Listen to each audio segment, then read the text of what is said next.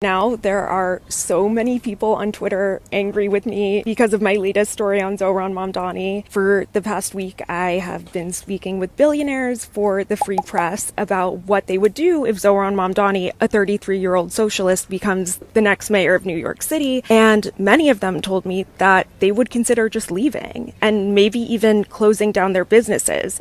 That is what the CEO and owner of Gristetti's, the local supermarket chain in Manhattan, said. So on Twitter, I'm getting so many replies because it's all people celebrating, saying, good, leave. We don't want billionaires here. The problem with that is that Zohran's agenda is very, very expensive. His housing plan alone would cost $100 billion. The size of the city's entire budget is $110 billion, to give you some scale. Zohran's plans hinge upon the ability to hike up taxes on the 1% on corporations, but what he's failing to consider is what if they just leave? Because several billionaires this week told me they would consider that.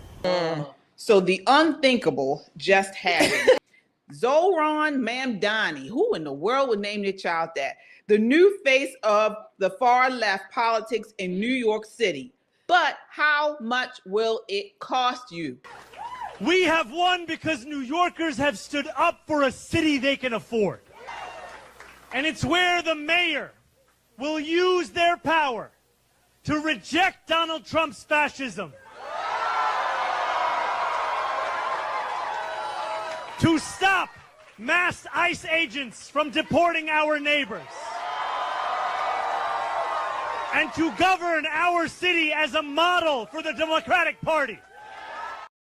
Wow. Shelley, I mean, New York City has always been an icon on the world stage. I mean, the skyscrapers, the skyline has always been an example, a symbol of capitalism, of strong business.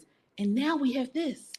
Yeah, Frank Sinatra, again, is probably rolling in his grave, turning in his grave.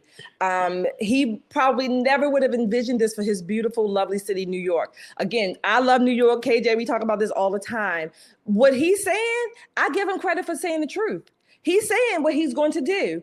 He's saying he's going to make everything free. But we all know, if you are an adult, certainly in America in 2025, you know that the old saying, there's nothing that's really free. It's going to cost. And who is it going to cost? Mostly the wealthy taxpayers of New York City. And when they get tired of it, they're going to up and leave. And what is that going to do? It's going to leave mostly poor people. I'm just so freaking upset. How in the hell? New Yorkers, why? How could you vote for this? He has all of these, not just talking points. He's going to implement these policies if he wins. I don't understand this. In America in 2025, what does it take? It really brings me back to something Dennis Prager used to say and has said for years.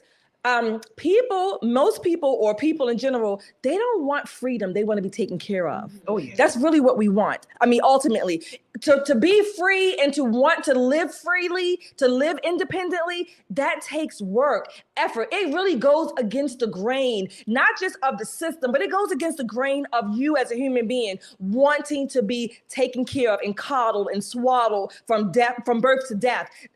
This is upsetting, to say the least. I mean, America, New York City, I think you made a big mistake, and I hope you can correct it during your general election. So Nicole's talking about, we can't believe New Yorkers did it. Mm-hmm. Got to give credit where credit was due. It wasn't Black folk. Okay. Yeah. So Cuomo's support, people voted for Cuomo solid, was among Black and Latino voters. Mamdani's, I call him Mom Damn It, base was young, and white, and far left and wealthy. Yeah. Right. So what's going on here? The Democrats haven't learned a damn thing from November. They have not learned one thing from getting trounced in November. They have doubled down on dumb. This is the AOC and Bernie Sanders, sanctioned candidate, progressives for families, or family for progressives. I forget how that organization is named. All of those people endorsed him. They endorsed him not because he's going to do great things for New York, but he carries the torch for even the farthest left corner of those progressive people. When he says New York City will be the example for Democrat cities across this nation, two things come to mind. avoid New York at all costs. And number two, isn't our governor going to be upset? Isn't he going to feel some kind of way? Because he was the golden boy. He was absolutely the golden boy. And what's going to make it crazy for everybody else is people who love to go to New York. You're not going to be able to afford to go to New York. Because when you think about it, you're going to be paying what? $30 minimum wage? Whoa. $30 minimum wage. So what's the price of a hamburger now? $17.50? Wow. $18? Well, he's talking about making it more affordable.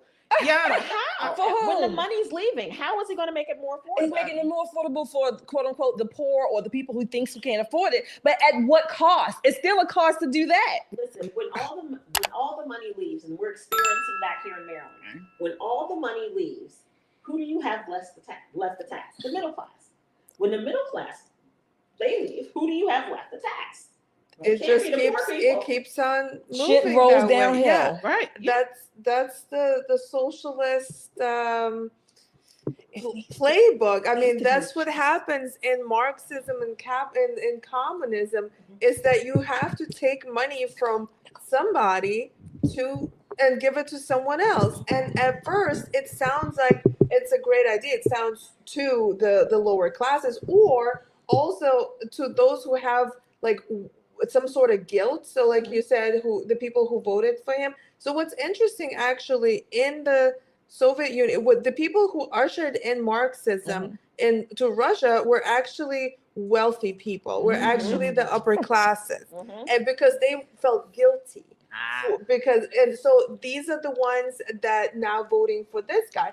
And what he's saying is really just slogans. Yes. And he sounds like a complete Marxist. I mean, he's not denying it. And what's interesting is that he said this is going to be a model for Democrat Party. Well, thank you for letting us know that the Democrat Party is Marxist. Exactly. And I want to talk about his support here again. So Mamdani was heavily backed by South Asian and Muslim voters. Of course. Mamdani, a Ugandan-born Muslim, had strong support in Queens, South Asian and Muslim enclaves. Ethnic identity politics played a key role, as did endorsements from progressive Muslim advocacy groups. Yes. So I want to ask you, Nicole, how do you believe legal and illegal immigration played in this election? I'm going to tell you, and I said it before, and Tyrone was right.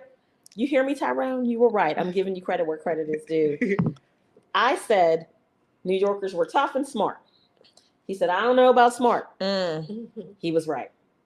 This ranked choice voting where people voted for Zamdammit, we're going to call him that, Zamdammit and Cuomo, but they put him in order. Cuomo's still going to run. He's going to run under a different banner. Hopefully he'll get some. Eric Adams is still going to be in the race. Suila, I think is how you pronounce his name, the guy who started the Guardian Angels. He's in the race on the Republican side. So all is not lost. But the fact that he won is a big slap in the face, not only to New Yorkers, but Americans across the country.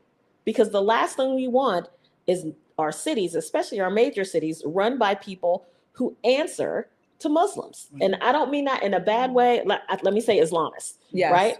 When they have Sharia law, then that's a problem. That's a big problem for all of us. We don't want them getting a foothold in our nation like they've done in the UK. That's not what we're looking for here. Right. Shelley, so again, another large portion of Mamdani support was youth, but not the working class. So about 40% of early voters were under 40, fueling Mamdani's edge.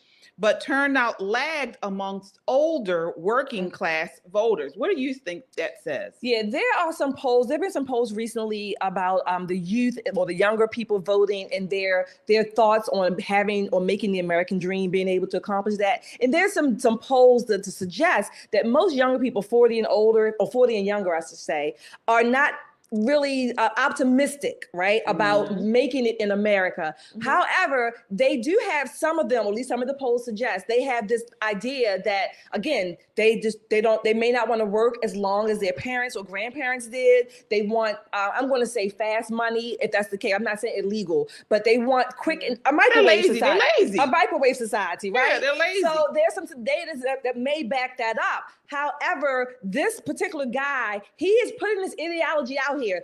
I'm calling it Islamist ideology, if you want to call it prelude to Sharia law, but it's certainly, he said it, a democratic socialist. That's a code name for Marxism, communism, socialism. It's a code name. It sounds good. And we know in general, young people tend to be more liberal left, generally speaking, compared to older people who, after you've been paying bills and taxes and living in the real world, you tend to be a little bit more conservative, at least financially so. Yeah. Yeah, Well, the idealism is different, right? So when you're young and your parents are your safety net and all of that, you have the foolishness of youth. Right. But when you're out on your own, the Exactly. foolishness is well quelled by bills. Exactly.